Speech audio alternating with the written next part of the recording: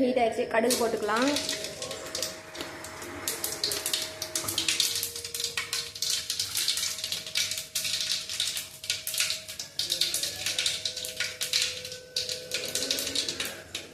கடுகு பொரிஞ்சிருச்சு. இப்போ ஆனியன் போட்டுக்கலாம்.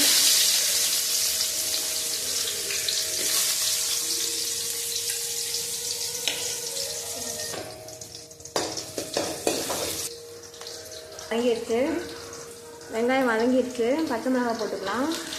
காரத்துக்கு வந்து பச்சை மிளகாய் மட்டும்தான் போடுவோம். அதனால எவ்வளோ காரம் வேணுமோ அதுக்கு தகுந்த மாதிரி பச்சை மிளகாய் சேர்த்துக்கலாம். பச்சை மிளகாய் நல்லா வதங்கணும். இந்த குழம்புக்கு பச்சை மிளகாய் மட்டும்தான் காரம். அதனால எவ்வளோ வேணுமோ அதுக்கு தகுந்த மாதிரி பார்த்து சேர்த்துக்கணும். இப்போ கருவேப்பிலை சேர்த்துக்கலாம்.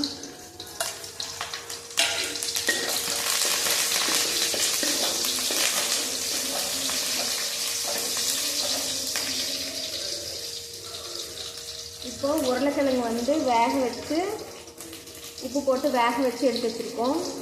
வேக வச்சு தோல் உரித்து மசித்து எடுத்து வச்சுருக்கோம். அதை வந்து இதில் சேர்த்துக்கலாம். உருளைக்கிழங்கு மசித்து வச்சுருக்கோம். உருளைக்கிழங்கு வந்து சேர்த்துக்கலாம்.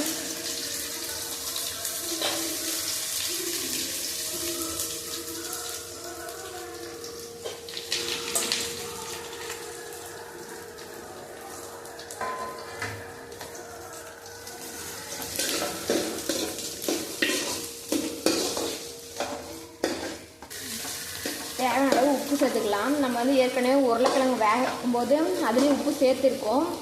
அதுக்கு தகுந்த மாதிரி எவ்வளோ தேவையோ அதுக்கு மட்டும் சேர்த்துக்கலாம்.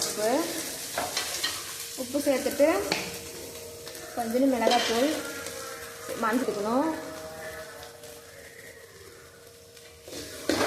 மஞ்சத்தூள் சேர்த்துட்டு நல்லா கிளறி விடணும்.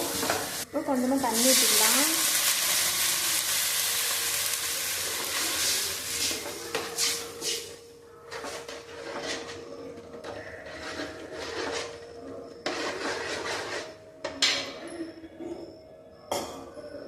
தண்ணி ஊற்றிட்டு இப்போ வந்து கடலை மாவு வந்து கொஞ்சோண்டு கரைச்சி வச்சுருக்கோம்.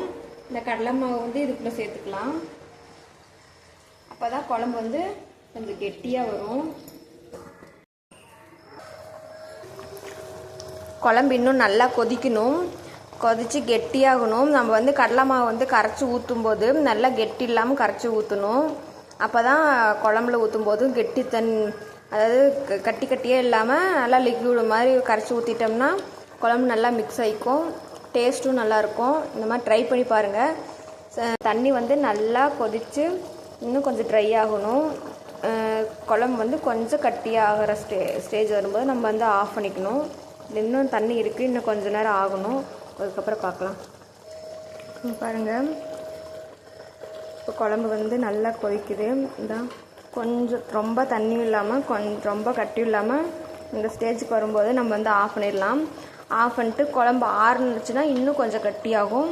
அதனால் இந்த ஸ்டேஜில் கொத்தமல்லி தழை இருந்ததுன்னா கொஞ்சம் தூவிட்டு அடுப்பு ஆஃப் பண்ணிக்கலாம். பிடிச்சிருந்தா சப்ஸ்கிரைப் பண்ணுங்கள்.